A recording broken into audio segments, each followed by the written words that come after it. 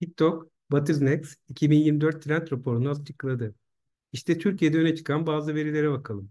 Türkiye'de en çok popüler, en trend olanlar arasında mizah, müzik, dans, yemek ve do it yourself. Yani bir şeyleri kendi başına yap kavramı yer alıyor.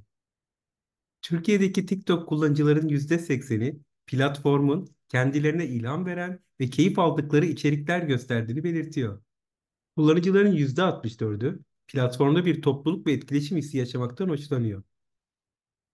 Türk kullanıcısı alışverişi seven bir kullanıcı profili.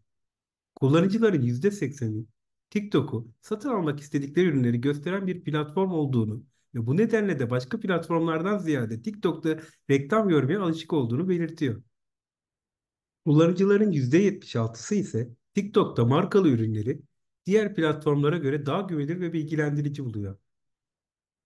Kullanıcıların %42'si ise TikTok'ta izlediği reklamların ilgili ürün ve hizmeti olan güvenilirliğini daha çok arttırdıklarını belirtiyor.